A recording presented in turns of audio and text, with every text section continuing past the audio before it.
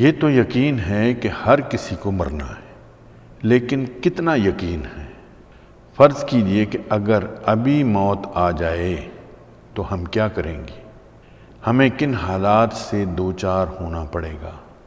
کیا ہمارے مال، ہماری اولاد یا ہماری جائیدادیں وہاں کام آئیں گی؟ اگر نہیں تو وہاں کیا چیز ہمارے کام آئے گی جو ہمیں اس آگ سے بچا لے اور جنت میں داخل ہونے کا ذریعہ بنے؟ کیا ہم نے اس کی تیاری کر لی ہے؟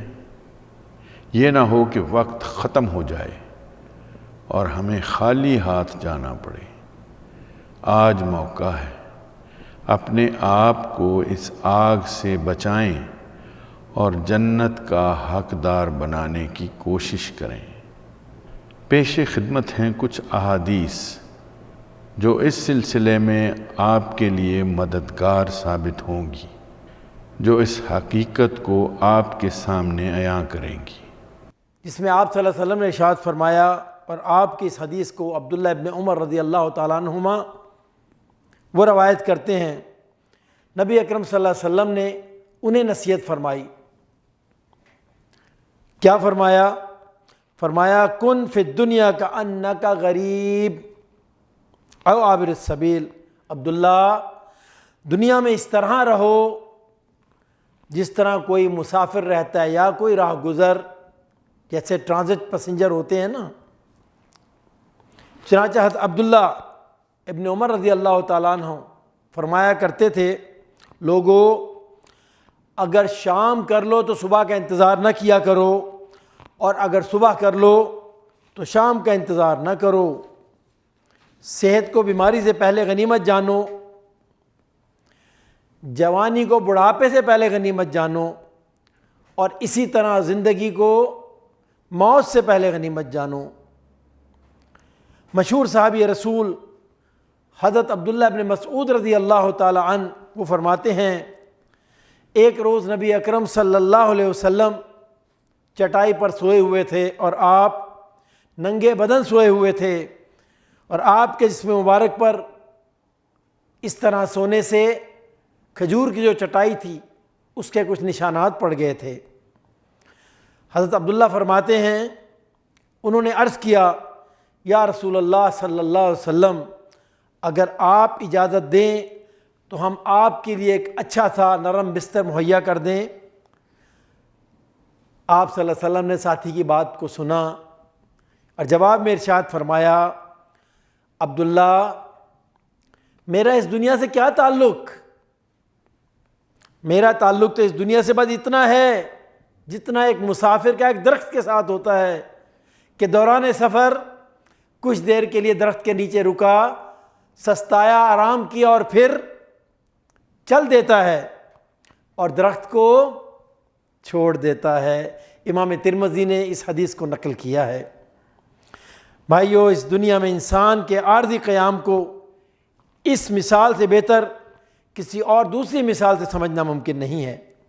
اسی طرح ایک اور حدیث مبارکہ میں نبی اکرم صلی اللہ علیہ وسلم اپنے بڑے پیارے ساتھی طارق بن عبداللہ رضی اللہ تعالی عنہ ان سے مخاطب ہوتے ہیں، ان سے ارشاد فرماتے ہیں، انہیں نصیحت فرما رہے ہیں، وصیت فرما رہے ہیں۔ اللہ اکبر! کیا ارشاد فرمایا؟ یا طارق استعد للموت، طارق موت کی تیاری کر لے۔ کب تیاری کر لے؟ قبل نزول الموت، موت کے آنے سے پہلے پہلے۔ موت کی تیاری موت کے آنے سے پہلے پہلے ہے۔ یہ کون بتلا رہا ہے؟ یہ نصیحت کون کر رہا ہے؟ یہ صرف حضرت طارق کو نصیحت نہیں کی جا رہی، پوری امت کو قیامت تک کے لیے ان کے نبی کی نصیحت ہے، خواہ وہ کالے ہوں، وہ گورے ہوں، وہ عربی ہوں، وہ عجمی ہوں، وہ غریب ہوں، وہ امیر ہوں، کوئی بھی ہے، پوری امت کے لیے نصیحت ہے کہ موت نے آنا ہے، اللہ سے ملاقات ہونی ہے، اور موت کے آنے سے پہلے پہلے انسان موت کی تیاری کر لے۔ بھائیو، اسی طرح فرشتہ اجل جو ہے وہ مستقل طور پر انسان کے تعاقب میں ہے۔ انسان یہ اس غلط فہمی میں مبتلا نہ ہو کہ فرشتے کو میری کوئی فکر نہیں، وہ مجھے بھولا ہوا ہے، ایسی بات نہیں، وہ آپ کے تعاقب میں ہے، بس انتظار ہے تو کس بات کا؟ امر ربی، جب اس کو اللہ کا حکم ہوگا تنفیذ ہو جائے گی، اس میں پھر کوئی تاخیر نہیں ہوگی۔ اور ہمارے ارد گرد کتنی ایسی مثالیں ہیں کہ اچھے بھلے صحت مند لوگ رات کو حسب معمول اپنے بستر پر سوئے تھے، لیکن صبح اٹھنے کی مہلت نہیں ملی، ایک نہیں، ہمارے رائٹ لیفٹ پہ بے شمار مثالیں اس بارے میں۔